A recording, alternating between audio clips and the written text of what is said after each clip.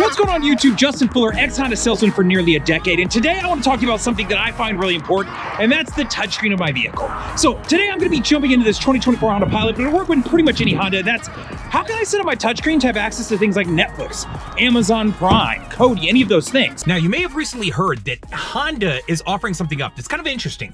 If you have a car, right, a Honda that has Apple CarPlay or Android Auto, but it happens to be wired, they're going to set you up to provide that wirelessly, right? So it's something in the back end, the tool that they can affect.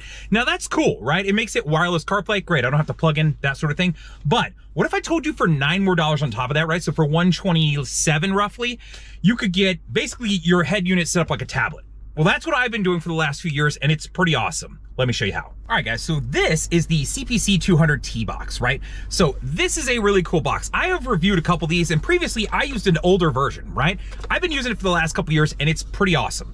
It basically unlocks your head unit and makes it like a tablet, right? Where I can, I have access to the store, and I can download any app I want. So if I want to be able to watch Netflix or Amazon Prime or any of those things, right, that I want to take advantage of, it really becomes key when you're on like a long road trip, or if you're just sitting waiting for somebody, and instead of watching your phone, it'd be cool if you could do it on your touchscreen. Well, that's what this does, right?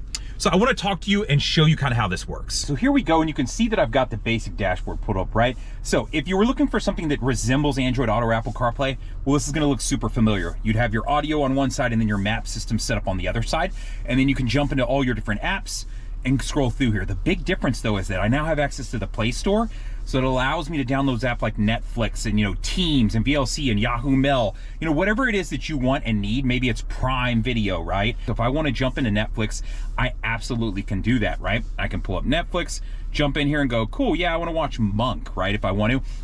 And I have access to this, right? And then I would hit play, and then it'll jump in and start moving and playing the app that I'm trying to watch. So this is super powerful in that sense, right? It gives me the ability to download any app I want, right? So it's kind of nice that you can take advantage of that to use. So I'm gonna jump back out of this. So here's an example of how the split screen works on this system. So you can see that I have my Spotify, pulled up to where I could jump into a playlist that I have. And then on the other side, you can see I have my YouTube channel pulled up to where you could see I could be watching something if I want. Now, the only catch to this that I found that isn't quite as good as the previous gen is that I was able to use Netflix and split the screen on this version.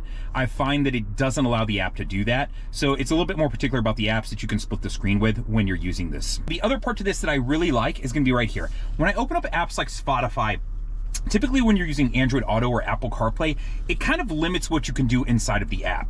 This is a little bit different. It's gonna allow you to access the full version of the app, much like if you were on your desktop computer, right? So if I jump in here and I go, okay, I wanna select specifically this artist, and then I wanna say, okay, well, show me their most recent songs that are, their most popular songs, show me their popular releases, show me their discography, allow me to go to music that sounds like them, all these different things, this is gonna exist in here. I really like that. Now, the other part to this is I can run searches, right? Now, you can run searches in Apple CarPlay and Android Auto, but the difference is here I can type it in versus having to use the voice command, which, don't get me wrong, you can still use the voice command here if you want, but it's nice to be able to type it in or have the passenger just type something in versus trying to say it and hoping that it'll pick it up correctly, right? Because we've all sit there and said something 5 and 6 times and it just absolutely cannot get it for some reason. There are a couple things that I like and dislike. Now, first off, moving through, scrolling through, looking through all of this, just the way that you can touch and use it is way better than the previous generation I have.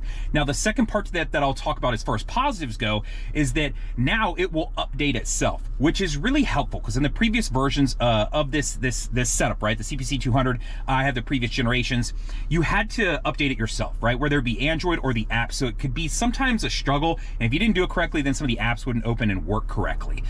With that said, when I was using that, I couldn't get Teams or Outlook to work on my previous version. This one it does. So I found that it's a little bit more compatible because I'm able to keep up with the latest version of Android to allow these apps to all work, right? So updating it, it's right there. It'll check for updates anytime I need it to. So very helpful in that sense. If I want to download something, I can jump into the Play Store, simply go search for the app that I want and download it into my system, right? Now, I'm specifically using one of their lower models as far as RAM and storage, but I don't find that I need a lot of extra storage.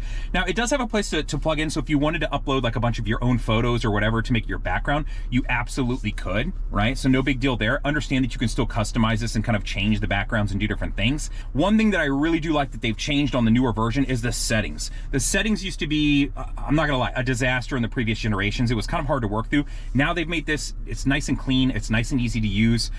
So if you need to get to Wi-Fi, right? Because the way I'm working this is I have it connected to a hotspot, and I'm using my phone, right? I've got a Pixel 7 Pro that's a hotspot that's allowing this to run the system, right? So that I can stream services and do all these things. Now, you could buy a SIM card for this and run it that way if you wanted, so you can see the notification or the spot for it there. You just stick it into the box. It's just not something I've done. I don't mind using my phone as a hotspot. One thing I like and dislike about the hotspot is if I have it on and I walk out to the car, typically this one, I'd say 90% of the time will automatically connect up and get rolling, right? It'll automatically connect, so it did this time. But I'd say 10% of the time I have to get in here and I have to manually connect it up because it just didn't find it when I got into the car. So that's probably the one drawback to, you know, when you're getting in with Apple CarPlay and Android Auto, it'll just kind of load up typically, right? But you may run into that same issue there as well. But I have found this system works really well. And it's $155 on their website, but if you want to purchase this, I'm under their affiliate. I'll throw my coupon code up there. You can get it for $127 and like change. It's like $127 and 10 cents or something. All right, guys, so hopefully this review on the CPC 200T box is helpful to you. Obviously, as someone who's owned the previous gen and now trying out the new one, I've learned some positive, negative, but along the way, I could say for $155 without my discount, and then after my discount code, $127, this is way worth it. You've only got to take one long road trip to use this thing to be like, man, that just made life a lot better. I wasn't in the car for hours hating my life. Or be stuck in traffic, right? Or be waiting for your kid to finish practice. Or be waiting for a friend that you're picking up, or whatever the case may be, right? It just makes life so much easier, and being able to unlock and take advantage of the full apps is key to me, right? I really enjoy and appreciate it. So, with that, if you'd like to buy one, I'll throw all the info down in the description, along with my coupon code, the link to get to the website, and then I'll take you to the exact one. They do have other options in case you want to look at one, and know that they offer it with different amounts of storage and RAM, so just something to be aware of is there. I want to actually do a couple things. One, I hope you'll press like on this because you enjoy the way I present the content. Two, I hope you leave a comment. If you have questions about this, I'd be more than happy to help answer as much as I can, or if you just want to share your thoughts on something, go ahead and leave a comment. Third, I hope you'll subscribe to the channel so when I make other videos and reviews on things like this and Hondas in general, you will get those. And then four, I hope that you'll share the video, man. If you've got a friend who's been looking for something, or you've got some friends you're like, man, I think something like this might actually be up in your wheelhouse, you know, I hope that you'll share it with them. Other than that, like, comment, subscribe, all the things. Later, guys!